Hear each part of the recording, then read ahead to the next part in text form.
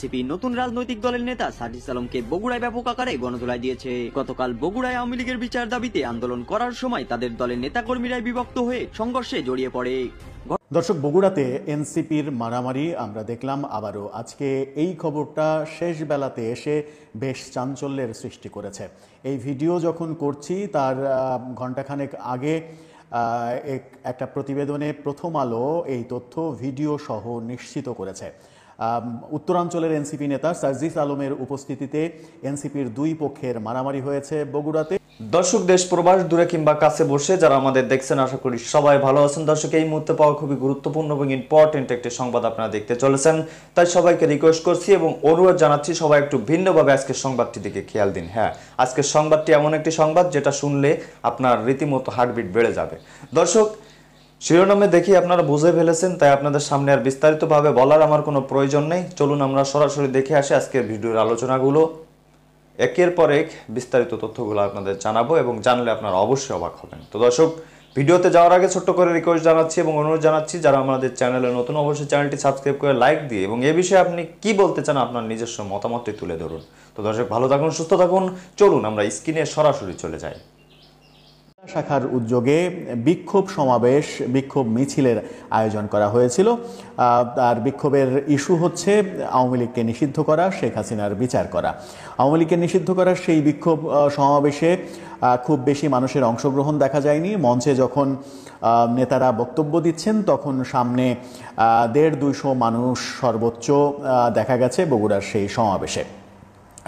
সেই সমাবেশে যখন নেতারা বক্তব্য দিচ্ছিলেন, সার্জিস আলম যখন মঞ্চে, ঠিক সেই সময় সার্জিস আলমের বিরুদ্ধে স্লোগান দিতে দিতে এনসিপির বৈষম্যবিরোধী আন্দোলনের এক পক্ষের নেতাকর্মীরা সভাস্থলে আসে। সভাস্থলে আসলে সার্জিসের পক্ষে যারা, তারা তাদের সঙ্গে সরাসরি সামনাসামনি মারামারিতে লিপ্ত হয়।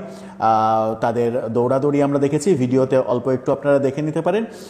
সেই দৌড়াদৌড়ির ঘটনার কারণে মাত্র 4 মিনিটের মধ্যে সার্জিস আলম তার বক্তব্য শেষ করেছেন। বক্তব্য শেষ করে একটা ছোটোখাটো মিছিল নিয়ে সেখান থেকে চলে গেছেন।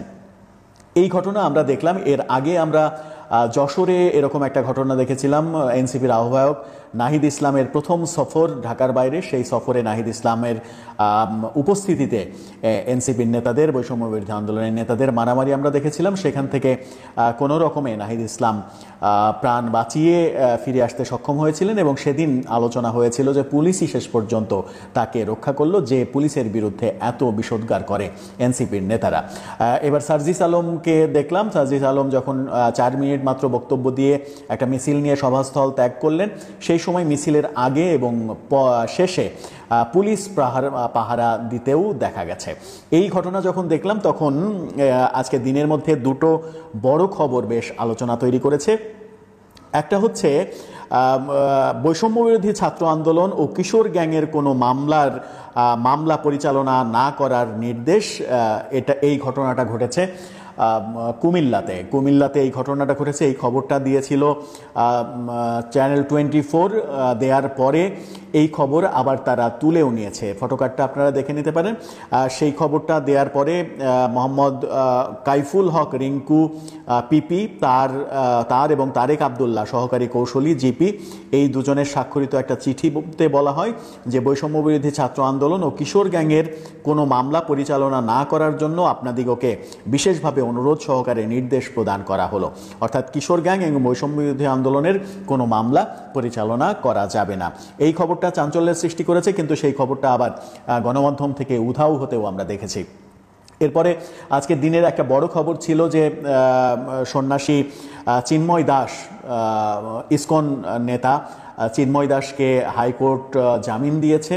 সেটা নিয়ে বেশ আলোচনা হচ্ছিল। ঠিক এই আলোচনার এক পর্যায়ে দেখা গেল সরকার সেই জামিনের বিরুদ্ধে জামিন স্থগিত চেয়ে আবার উচ্চতর আদালতে আবেদন করেছে। তার মানে সরকার চায় না চিন্ময় দাসকে মুক্তি দেওয়া হোক। এই ফটোকার্ডটা নিউজ 24 নিশ্চিত করেছে এই তথ্য, আপনারা দেখে নিতে পারেন।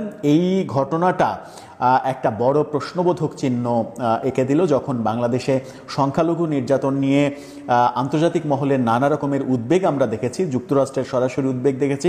তখন চিন্ময় দাসকে হাইকোর্ট জামিন দেওয়ার পরেও সেই জামিন স্থগিত চেয়ে রাষ্ট্রপক্ষ যে আবেদন করলো, সেই আবেদনে সরকার নতুন করে বিব্রতকর পরিস্থিতিতে পড়বে কিনা সেটাই এখন দেখার বিষয়। দর্শক, আপনার মতামত জানিয়ে অসংখ্য অসংখ্য ধন্যবাদ।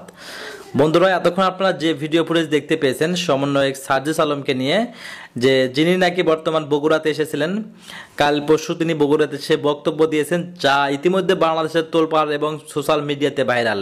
কিন্তু তিনি সেখানে বক্তব্য দেওয়া অবস্থায় সেখানে বিশৃঙ্খলা সৃষ্টি হয় এবং এনসিপির দুই নেতার সাথে একে অপরের সাথে একটা ঝামেলা বিভেদ হয়, মনে হয় এরকম কিছু একটা নিউজ আমরা পেয়েছিলাম।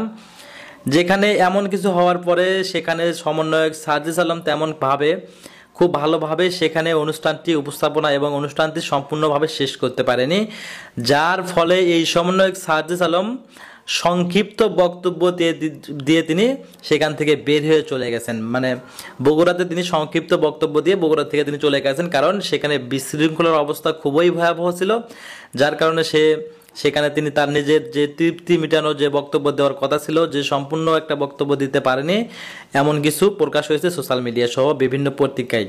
এমনকি অনেকেই এই বিষয় নিয়ে কথা বলছে যে বগুড়াতে সমন্বয়ক সার্জিস আলম গণদোলায় খেয়েছেন, আসলে এটা মূলত ফেক এবং এটা গুজব। দয়া করে আপনারা কেউ গুজবে কান দেবেন না, সম্পূর্ণ ভিডিওটি দেখবেন, সমস্ত নিউজ দেখবেন, তারপরেই কিন্তু আপনারা জানতে পারবেন যে আসলে সত্য খবরটা আসলে কি। সেখানে এখন পর্যন্ত সার্জিসকে যে গণধোলা দিয়েছে এখন পর্যন্ত অনেকেই এমন কিছু ছড়িয়েছে, কিন্তু আসলে মূলত না। তবে এটা ঠিক, হ্যাঁ, সার্জিস আলম বগুড়াতে এসেছিলেন এবং প্রোগ্রামও করেছিলেন, বিশাল বড় প্রোগ্রাম, যা অনেকেই সোশ্যাল মিডিয়াতে এখন পর্যন্ত দেখেছেন, আবার অনেকেই দেখেন নাই। কিন্তু সেই অনুষ্ঠানটি সম্পূর্ণ করতে ব্যর্থ হয়ে গেছে, যার জন্য অনেকেই এটা নিয়ে দুঃখ প্রকাশ করছেন এবং আমি নিজেও এই বিষয়টা নিয়ে খুবই দুঃখ প্রকাশ করছি। কারণ বর্তমান সমন্বয়কদের মধ্যে সার্জিস আলম, হাসনাত আবদুল্লাহ ওনারা খুব টপ লেভেলের আছে, যারা কিনা দেশ আবারও যে স্বাধীন হলো 24-এ, এই স্বাধীনে কিন্তু তাদের অবদান অনেকটা বেশি, সেটা আমরা সবাই জানি, এটা বলার কিছু নাই। তারপরেও এই সমন্বয়কদের সাথে এরকম ব্যবহার বা এরকম করা উচিত হয়নি বলে আমরা মনে করতেছি, কারণ এই সমন্বয়করা দেশের জন্য জীবন দিতেও প্রস্তুত ছিলেন শেখ হাসিনাকে তাড়ানোর জন্য, যা আপনারা ইতিমধ্যে সোশ্যাল মিডিয়াতে সবাই জানেন। এটা কিন্তু নতুন করে আর বলার কিছু নাই। যাই হোক বন্ধুরা, ভিডিওতে আর বেশি। দর্শক, দেখলেন খুব গুরুত্বপূর্ণ প্রতিবেদন। এতক্ষণ আমাদের সাথে থাকার জন্য সবাইকে ধন্যবাদ জানাচ্ছি। পাশাপাশি ধন্যবাদ জানাই আজকের আমাদের ভিডিওর ওনারদের এবং আলোচকবৃন্দদের, যা আপনারা দেখেছেন খুবই গুরুত্বপূর্ণ তথ্য। দর্শক, এখন এই বিষয়ে আপনাদের মতামত কি? আপনি কি বলতে চান? এই যতটা ভিডিও দেখলেন, আপনার তো একটা মতামত থাকা উচিত। আপনি বাংলাদেশের একজন সুষ্ঠু, সবল এবং সভ্য একজন নাগরিক হিসেবে আপনার একটা সৎ পরামর্শ দেওয়ার অবশ্যই অধিকার আছে এবং সেই অধিকারটা বাস্তবায়ন করুন। তো দর্শক, এখন আপনার মতামতটা করুন। তো কথা আর বাড়াবো না, অনেক সময় ছিলেন। তো ভালো থাকুন, সুস্থ থাকুন, দেখা হবে যে কোনো অন্য কোনো ভিডিওতে। তো তার আগে লাইক করবেন যারা তখন লাইক দেননি, আর হ্যাঁ, অবশ্যই চ্যানেলটি সাবস্ক্রাইব করে যাবেন, আর হ্যাঁ, বেশি বেশি করে ভিডিওটি শেয়ার করে দিবেন। তো ভালো থাকুন, সুস্থ থাকুন, আসসালামু আলাইকুম।